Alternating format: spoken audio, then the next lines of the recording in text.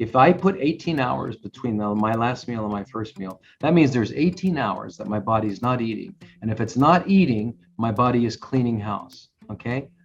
It's like having the best maid in the world, right? It's either processing your food or it's cleaning your house. It's perfect. Perfect. We all want that, right? Well, that's what's happening. We have X amount of energy. Our bodies have X amount of energy. And our digestive tracts have X amount of energy. Let's say I've got this much energy. If I'm using 80% of it to assimilate the food I'm eating, I've only got 20% for cleaning. So I'm not cleaning that well. I'm just doing rudimentary cleaning. I'm just, dusting off the table, putting the cups away, but I'm not really doing a deep cleaning, right? So my house is going to get dirtier and dirtier and dirtier. Okay. So the only time that my body can really clean is when I'm simply not eating and I'm no longer absorbing any nutrients from my gut. So therefore, you need 18 hours as a minimum. Some people say 16 hours. I say 18 hours. Okay, that's a minimum. And that's not hard to do.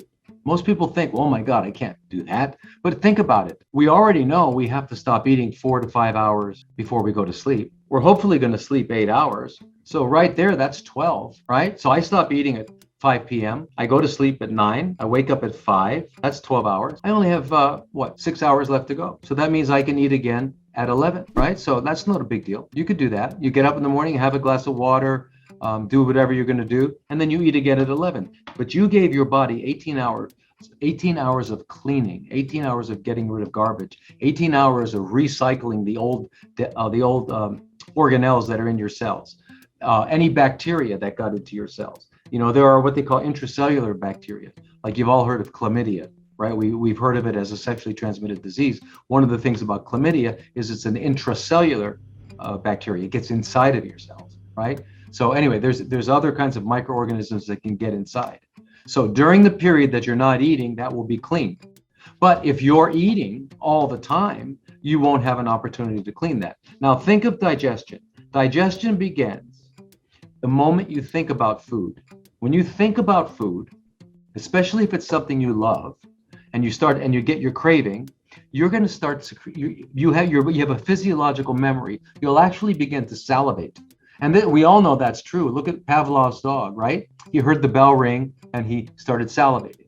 So we start to digest when we think about food, right? Now, let's say you're not thinking about food. Let's say you're driving your car and you drive by a Subway, you drive by a McDonald's, you drive by a Burger King, a KFC. Now you see it. The moment you see it, you start to salivate. You start to produce that. But not only are you salivating, you're also producing gastric juices, right? And your everything gets primed and gets turned on. So that's where digestion begins.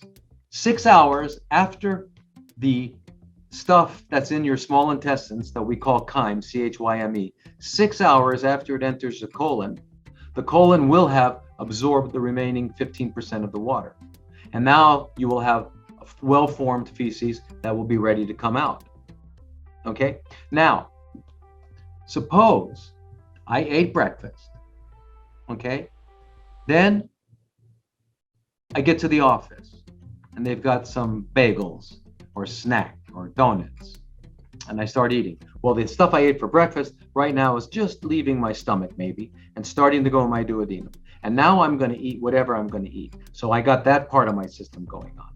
Now noon comes along and I get my lunch break. I'm not going to miss my lunch break. I work really hard for this. It's in my contract. I'm going to make it. You're going to get me to work on my lunch hour. I'm going to do it. So I go to my lunch hour and I'm going to eat no matter what they say. So I go down and I order a pastrami on rye. Okay, so now I'm going to eat the pastrami on rye. I got the donuts by now. They're in they're chyme, CHYME. They're chyme. They're just now entering my duodenum. The other stuff I had for breakfast is now probably in my ileum. So my ileum's going like this. My duodenum's going like this.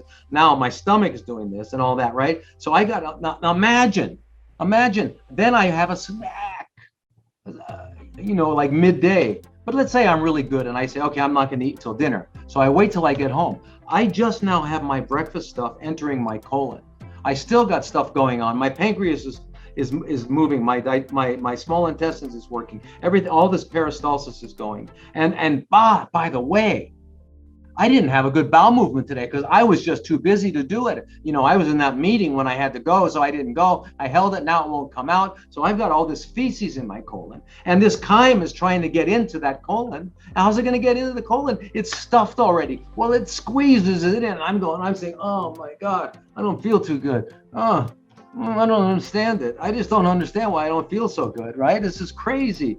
I eat well. I eat, So anyway, and then I have dinner in spite of the fact that I'm unable to eat it. That, I should be, for my own good, they should put handcuffs on me and they should put a muzzle on my face so that I stop eating.